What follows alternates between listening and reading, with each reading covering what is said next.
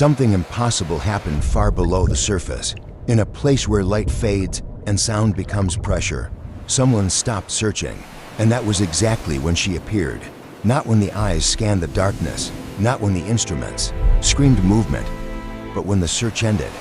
How does something know when you give up? How does something choose the exact moment you stop looking? Before the story goes any deeper, pause for a second, subscribe to this channel, like this video, and comment which country and city you are watching from. Because what you are about to experience is not about the ocean alone. It is about longing. It is about silence, and it will stay with you long after the screen goes dark. This is not a legend told by sailors. This is a quiet descent into something beautiful and unsettling. This is the story of the Siren that appears only when you stop looking. He was not a hero. He was not chasing myths for glory. He was a contractor with debt, repairs unpaid, a small apartment near the harbor that smelled like salt and rust. Every month felt heavier than the last. Bills stacked higher than hope. He took the job because it paid well, and because it asked for silence. A private dive, no crew questions, no recordings shared, just retrieval. Just go down and come back up. He told himself it was temporary, just enough to breathe again, just enough to sleep without counting numbers in the dark.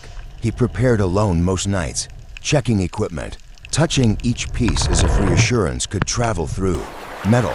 He had always feared deep water, not panic, something quieter, a feeling of being watched without proof. He never said that out loud. Fear does not pay rent. Fear does not cancel debt.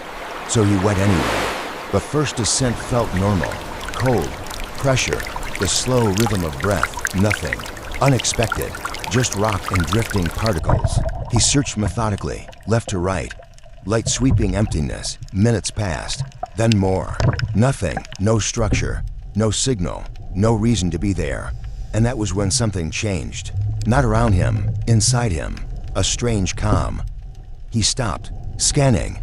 He stopped looking, and in that stillness, something moved. He felt it before he saw it. A presence without weight. The light caught a shape behind him, pale, soft, almost gentle. Not rushing, not hiding. Just there, watching. His heart raced, but his body stayed still. The figure did not swim closer. It waited, and just as quickly, it faded back into blue, leaving him suspended between wonder and fear. He surfaced without telling anyone. That night he did not sleep. The job should have ended there. But he went back, not for the money, not for proof. He told himself he needed answers. The second dive was deeper, longer, more reckless. He searched again. Nothing happened. Hours later he realized the truth. It only appeared when he stopped, when he let go of the need to find.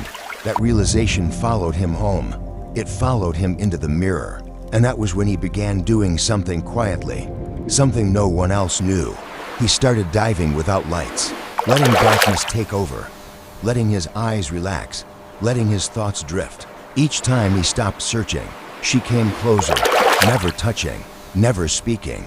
Her face was calm, not smiling, not threatening, just aware. He began skipping payments, missing calls, choosing the ocean over responsibility.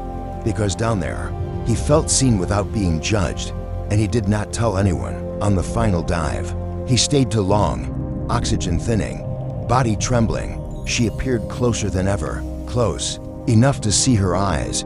They held no promise, only reflection. He reached out, not to capture, not to prove, just to connect, and she vanished. Alarms screamed. He barely made it back. The job ended. The money was gone. His debts remained. But something else stayed with him. He never died. Again. But sometimes, standing still by the shore, not searching, not hoping, he feels her presence behind the waves. And the question remains, was she real? Or did she only exist because he stopped looking for something else? Was she an escape? Or a mirror? If something beautiful appears only when you stop searching, should you ever start looking again?